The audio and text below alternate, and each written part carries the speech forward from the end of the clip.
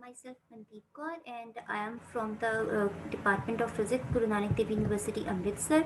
I am working under the supervision of Dr. Bindya Arora. First of all, I would like to thank the organizers for providing me this opportunity to present my work in this conference. In the present poster, I am going to present the atomic properties of singly charged magnesium, calcium, strontium, and barium alkaline earth metal ions. For calculating all these properties, we have used the relativistic all order method, in which psi v naught is the lowest order of wave function, and applying this excitation operator, we can further evaluate the wave functions of ground state and other excited state. This S is excitation operator, and in our present work, we have used only the single excitation, double excitation, as well as a partial triple excitation. So our method is a linearized version of relativistic all order method. Talking about the scheme, first of all, we calculate the atomic wave functions using this method. These wave functions are then further used to calculate the various matrix elements, and these various matrix elements of all the considered ions are then combined with the energies from the NIST database, and we then calculate the other atomic properties. Talking about the first properties, that is dipole polarizability, static as well as dynamic. This is the equation for the dipole polarizability. Alpha naught d omega is a scalar part, alpha 2 d omega is a tensor part. These are the equations for the scalar part and tensor part, and this C1 coefficient is shown here. The polarizability can be conveniently divided into three parts, like main part, tail part, core part. Alpha core is the polarizability of core part. Alpha main is the contribution of few dominant states towards the polarizability, and alpha tail is the contribution of towards the polarizability from the excited state, which is much less.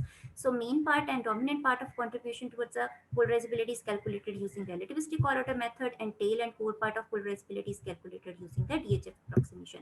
Further, we have given the formula for the transition probabilities, that is Einstein coefficient, oscillator strength, and lifetime. Moving towards the results, we have calculated results for the static dipole polarizabilities.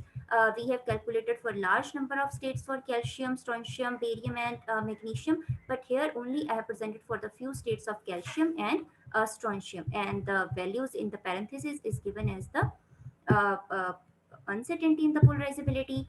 For j is equal to half, only the scalar part contribute, and for j is equal to 3 half and 5 half, the tensor part of the polarizability also contribute.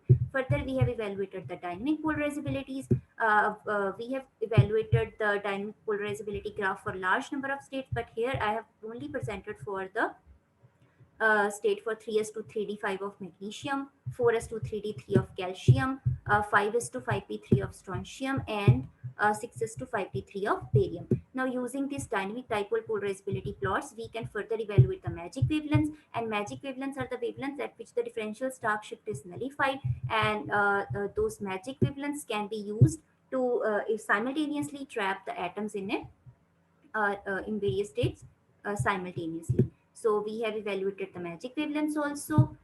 Here I have summarized the magic wavelengths of only calcium plus ion for 4s to 3d3. These are the magic wavelength, these are the uncertainties, and these are the polarizabilities associated with this magic wavelength. Similarly, we have calculated the lifetime of large number of states for these ions, but here I have summarized for the few states of magnesium plus and calcium plus.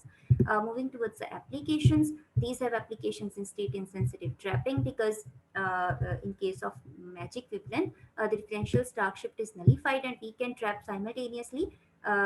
We can trap atoms simultaneously in various states, which is known as state insensitive trapping. Also, static dipole polarizability can be used in other laboratory simulation and high precision experiments, and the radiative properties like lifetime, etc.